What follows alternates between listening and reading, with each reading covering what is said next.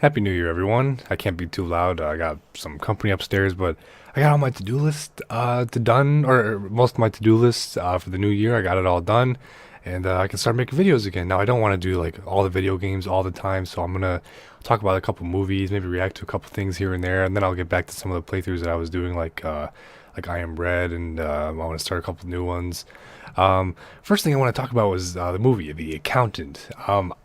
I love this movie. Now, why do I want to talk about it? Is because I didn't see it in theaters. I saw an HD rip of it. Shame me all you want. I couldn't care less. So I went into it knowing not exactly knowing what I was going into. All I know that Ben Affleck was in it. Then I saw Anna Kendrick. Then that's really it. That's all I knew who was in it, and there's a couple other people. And then I heard that John Bernthal was in it. And I don't know if any of you have ever watched a couple of my videos recently or the Daredevil season 2 review or whatever, but you'll know that I have a slight man crush on John Bernthal. He just seems like a really cool dude. He's fucking, I love John Bernthal, man. And this movie, well, actually, we'll get into him a little bit later. So basically, the movie is about, it's about a kid with Asperger's syndrome, with a high functioning level of autism, and he's really good at puzzles, so good that he can do them upside down. He's incredibly smart at math. He's like quick at math, and then he grows up, and then his dad, I think it was ex-military, and he wanted both of his sons to learn how to fight in case people treated them like shit because they have autism and because they'd be different from the rest of the world. And so he taught him how to fight like this really cool, fucking badass Batman style way of fighting as Ben Affleck would, as Batman. Then it kind of skips ahead from that point on, and all of a sudden everybody's adults. We see Ben Affleck being an accountant. He's an actual accountant, but it's a cover up because what he really is he's I guess he's like more of a hitman or an assassin. I don't know the technical which actual word he would be. But yeah, he's really really good at killing. That's really it. But calling it an action film is such a cheap way out. It's not really an action film at all. It's more like a suspense thriller, kinda sort of meets a drama between family and friends and loved ones, and it's kind of a mix of everything. And that's kind of it's one of the best parts of the film because it doesn't rely on action to carry the film, but it's also one of those things that it doesn't know what it wants to be. And that's one of the negatives that I've watched reviews when it came out about a month ago or so, and I saw the reviews, or maybe it was a couple weeks ago, but yeah, I saw a little while ago, and I agree with that. The movie doesn't really know what it wants to be. You got one aspect where it's like it's the eyes of an autistic accountant hitman, which I'll call the action part. So the action parts, the being chased parts, the crime drama part of it. We have J.K. Simmons, and I forget her name. She was on Arrow, the lady who played Amanda Waller on Arrow. I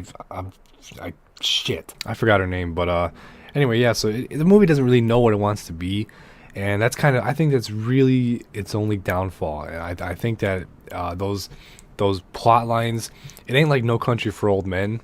If you've ever seen the movie or read the book, this is one of those rare instances where I actually read the book too. I don't like reading. I fall asleep. I don't like reading books because no matter what it is, no matter how good it is, for example, No Country for Old Men, I fall asleep. I can't do it. I need like something to look at, not just like words on a page. I guess I need like adrenaline to keep this thing going. I can't do it. I suck. I admit it. I can't read a book. You don't like reading a book? No, I don't, because I'll fall asleep. I don't care how good the book is, I'll fall asleep. Sorry. Anyway, yeah, I read No Country for Old Men, but if you've seen the movie, it's probably a better visual aspect to it that'll help what I'm about to say. There's like three separate plot lines in the movie. You have the sheriff, let's see, Sheriff Ed Tom Bell, Tommy Lee Jones, whatever. Then you have Llewellyn Moss, played by I know his name, Chad, I forgot his name. Josh Brolin, there you go. And then you also have Anton Chigurh, played by Javier Bardem. Those three plot lines, while they may be separate throughout the entire movie, at the end they converge. They converge. I'm not going to spoil any of it, but they all three separate plot lines where some of the characters meet, some of them don't. They converge, and it's beautifully done. And the writer for the book, Cormac McCarthy, or the author, I should say, he did an excellent job of making three separate plot lines whole. The Accountant does some of that. It has a couple plot lines where, it's hard to say for sure if any of them really truly converge, but like some characters meet, some of them don't. Like J.K. Simmons and Ben Affleck's characters, they kind of know each other, so you get the sense because they've met once, and so you get the sense that they kind of know each other. Then you have the lady who played Amanda Waller and J.K. Simmons. They have their debates or whatever. Anna Kendrick and Ben Affleck are a huge part. The only thing that I don't like, and I said I would talk about this later, is that for one, Anna Kendrick is in the movie way too short. She is just her character fits her so well. She's like this really cute, dorky accountant, I guess. Yeah, I think she's an accountant, just like Ben Affleck's character, and she's really likable in the character or in the movie. And I'm so glad they almost try to romance with this. And I'm not saying it's wrong that they try to romance, but the age gap between Ben Affleck and Anna Kendrick, I thought that would have been a little weird. Anybody else? Maybe not. I don't know. To me, if it would have been like, dude, that's like a 15-year gap, isn't it? Fuck, dude. Imagine a 15-year-old kissing a newborn baby and meaning it. You know what I mean? No way, because that just shows I love, like a baby's cute. I'm gonna stop talking. Yeah, I'm just. Long story short, I'm glad they didn't do the relationship, that part of it, because Ben Affleck really brings autism to the surface. He's antisocial. He doesn't literally look at people when he talks. He doesn't use sarcasm. He's straightforward. He's a straightforward guy. People ask him, and he gives them an honest opinion. He doesn't have a gear to be dishonest. He really doesn't. And that's really cool, the way that he was allowed to bring that to the surface as much as he did, and as well as he did too.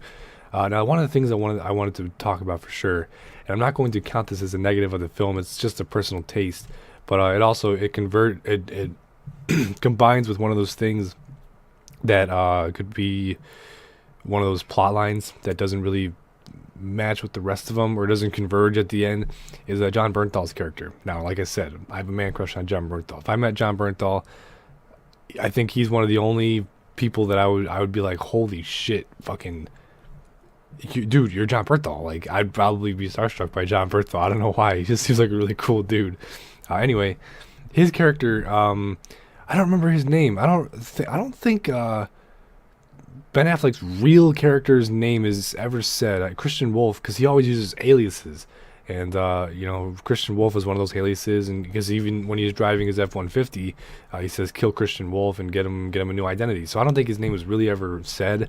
I know John Bernthal's is actually said, but John Bernthal is just one of those. He may not be the most popular actor right now, but he's getting there, man. He's really rising the ranks. He's constantly just showing everybody what he can do, what he's made of, and his character wasn't explored that much.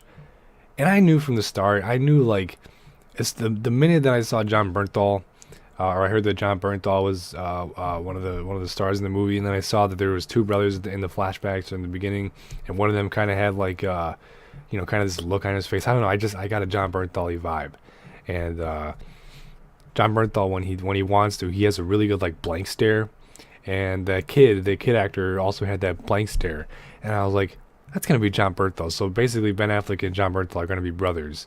And there's a big fight scene at the end, and it was really cool. I said the action scenes were really cool already. There's one particular scene that it's not like my favorite action scene in the movie. My favorite one is where he has to save someone in a hotel, which I'm not going to spoil. I'm not going to do any spoilers for this. I think I just did. Never mind. Yeah, never mind on that no spoilers thing, because the movie's already been out for months now. Most of you have already seen it or seen the reviews. When he's trying to save Dana, that's in the hotel room. I think that's one of the. It's really short. It's really brief, but it's really cool. It's a really cool action scene. And I saw a comment down there, and it was I didn't know John Wick had an autistic brother, and I was like, now you do. Look at him. It was a really cool action scene. But the one I'm talking about is it's the 50 cal sniper scene when he kills that guy from far away, and he shoots up, and then he catches up to the truck, he takes his belt off, and CQ sees him in this really cool way. That was my favorite part. It wasn't my favorite action scene, but my favorite part of any action scene in the movie was the sniper shot. Like, I thought that was just, it was like the perfect shot. It doesn't show like the gore, like right in your face, all that stuff. It just shows you like, oh yeah, some guy just died behind the scenes. It was really cool. Again, louder.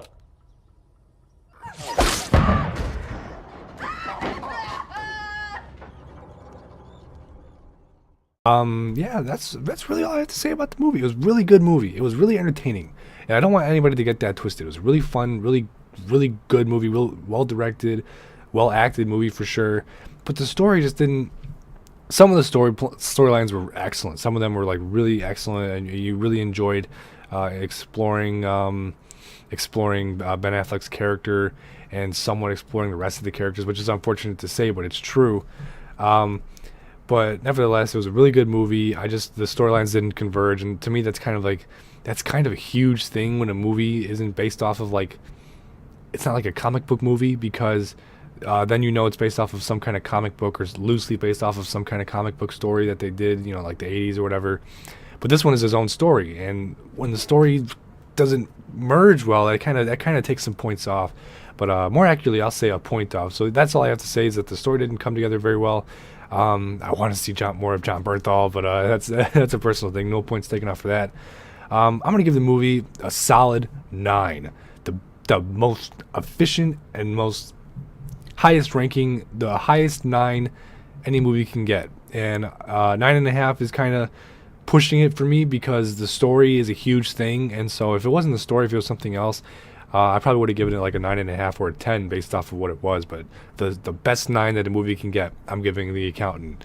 It was a really fun movie, and apparently they're setting it up for a sequel, which is really cool, because I want them to explore the characters. And they said that Ben Affleck and Jon Bernthal. I thought Johnny was gonna have one more scene, just one more scene of Ben Affleck and him in the diner. I was really looking forward to that. I was like, yeah. Then no, it just didn't happen. The last time you see Jon Bernthal's character is at the end, after he just got his ass whooped by Ben Affleck. It's a disappointment. But anyway, that's all I have to say about the movie. Thanks for watching, and I'll see you next time.